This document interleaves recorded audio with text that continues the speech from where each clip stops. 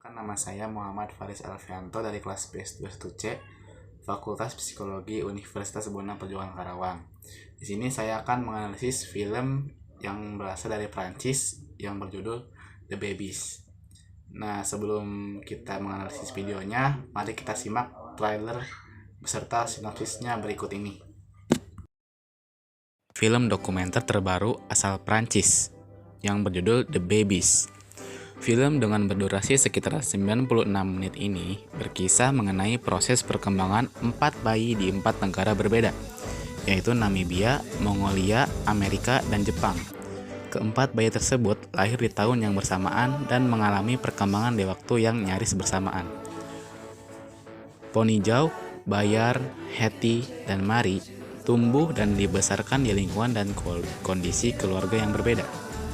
Ponijau adalah bayi yang lahir dari suku Himba di Opuwo, Namibia. Berada di lingkungan yang masih cukup primitif, Ponijau dibesarkan dengan cara yang sangat unik, berbeda dengan cara yang biasa dilakukan oleh keluarga modern. Ia tidak pernah bertemu dokter, mendapatkan susu formula dan makanan tambahan bayi, serta tidak memiliki pakaian lengkap layaknya anak-anak pada umumnya. Ia juga tidak pernah bermain puzzle, Lego, dan permainan asah otak lainnya. Ia bermain dengan bayi-bayi sebaiknya di alam bebas dan memanfaatkan semua yang ada di sekitarnya sebagai alat pemuas untuk keingintahuannya. Hasilnya, Ponijau tumbuh menjadi bayi yang sehat dan ceria. Kemudian ada Bayar. Bayar juga berasal dari keluarga yang terbiasa hidup berpindah atau nomaden. Ayah dan ibunya terlalu sibuk dengan ternak mereka sehingga Bayar tumbuh menjadi anak yang mandiri. Ia kerap bermain dengan kakaknya, Degi, atau menyusuri sabana luas dan bermain dengan sapi-sapi orang tuanya. Hidup nomaden membuat keluarga Bayar harus hidup efisien, bahkan untuk urusan mandi. Bayar pun harus mandi dari air yang dikucurkan dari mulut ibunya, atau berendam di baskom kecil dan berbagi air dengan hewan ternak untuk diminum.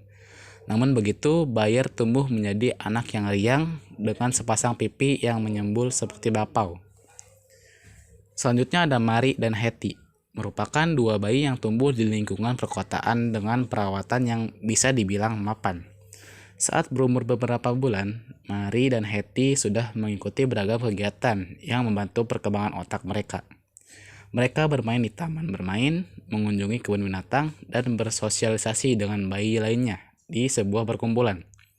Mary dan Hetty mungkin dianggap sebagai bayi-bayi yang beruntung karena mendapatkan seluruh kebutuhannya. Namun, Mary dan Hetty tidak mendapatkan satu pelajaran yang berharga yang didapat dari Ponijau dan Bayar, yaitu interaksi dengan alam bebas. Film ini dibuat dengan sangat sederhana, tanpa komentar dan diiringi musik. Sebagai film dokumenter, sang sutradara hanya perlu mengikuti rutinitas setiap keluarga tanpa banyak ikut campur di dalamnya. Hasilnya ini penuh dengan potongan-potongan kejadian alamiah dan natural yang terjadi pada bayi-bayi lucu tersebut.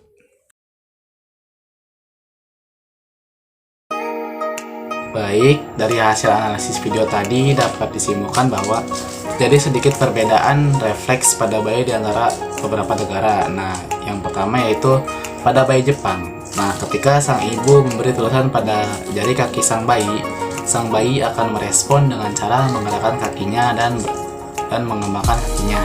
Nah, hal itu dinamakan dengan Babinski reflex. Nah, di mana Babinski reflex ini terjadi ketika sang ibu memberikan refleks berupa sentuhan jarinya kepada bayi tersebut sehingga sang bayi merespon dengan cara mengembangkan kakinya dan menggerakkan kakinya. Kemudian yang kedua yaitu pada bayi Namibia.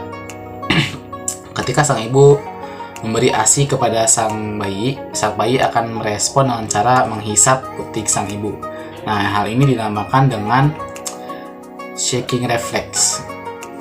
Lalu ada refleks pada bayi Amerika. Terlihat sang bayi kerap menutup dan membuka matanya. Nah, refleks ini dinamakan dengan blink reflex, di mana refleks ini berfungsi untuk melindungi mata dan dari benda, sinar matahari dan lain-lain. pada perkembangan fisik terjadi beberapa perbedaan, diantaranya pada bayi Namibia. Pada bayi Namibia, kulit mereka cenderung lebih gelap dibandingkan 3 bayi di beberapa negara tersebut yang cenderung lebih terang dibandingkan bayi Namibia. Selanjutnya ada mimik muka. Untuk bayi Jepang dan bayi Mongolia, mimik muka mereka bermata sipit dan berbanding terbalik dengan bayi Namibia dan juga bayi Amerika yang cenderung lebih bulat matanya. Selanjutnya pada bayi Mongolia dan Namibia, perkembangan fisik mereka jauh lebih cepat dibandingkan pada bayi Amerika dan Jepang, dikarenakan mereka ini lebih cenderung berinteraksi dengan alam secara langsung dan juga menggunakan insting. Jadi sang bayi lebih cepat belajar, proses belajarnya, dan juga mudah bergaul. Sedangkan pada bayi Amerika dan Jepang, perkembangannya itu cenderung lebih lamban karena kerap dibantu oleh fasilitas yang memadai dan juga dukungan dari kedua orang tuanya, sehingga apabila sudah besar nanti mereka cenderung akan menjadi individualis. Baik, selanjutnya dari perkembangan segi motorik.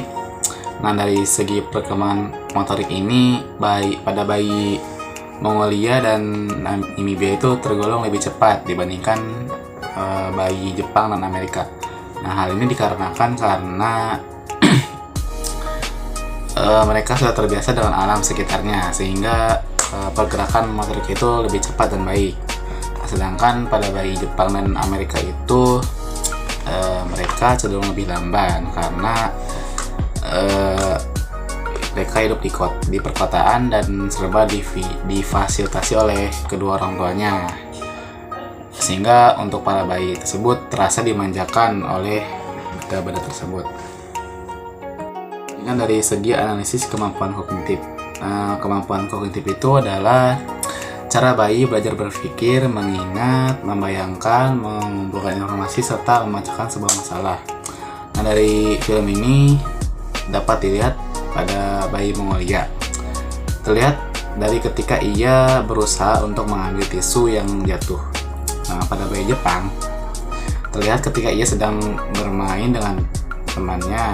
Namun, si Mary ini bingung dan tidak tahu apa yang harus dia lakukan, sehingga responnya itu menangis. Nah, sedangkan pada bayi Amerika ini terlihat ketika ia sedang mengupas pisang dan membuang bagian pisang yang menurutnya itu tidak enak. Dan yang terakhir pada bayi Namibia, dapat dilihat ketika ia berinteraksi dengan lingkungan sekitarnya dengan lalat dan memakan benda yang ia temukan di tanah. Ini dari segi analisis perkembangan bahasa. Nah, dari perkembangan bahasa ini terjadi beberapa perbedaan, dan antaranya dipengaruhi oleh interaksi kedua orang tua yang ketika ia mengajak bayi berbicara. Nah, pada film ini terdapat beberapa perbedaan. Di antaranya pada bayi Namibia dan Amerika, orang tua mereka sangat aktif dalam mengajarkan berbicara pada sang bayi. Contohnya itu pada Pani Jauh, dia bisa mengucapkan kata mama karena dia sering diajak bicara oleh ibunya. Berbeda dengan bayi Mongolia dan Jepang, nah orang tua mereka cenderung membiarkan sang anak dan terkesan tidak peduli terhadap anak mereka, sehingga perkembangan bahasa mereka lebih lambat dibandingkan pada bayi Mongolia dan juga pada bayi Namibia dan juga Amerika. Mungkin cukup sekian dari hasil analisis yang bisa saya simpulkan dalam video tersebut, atau kurang lebihnya mohon maaf. Wassalamualaikum warahmatullahi wabarakatuh.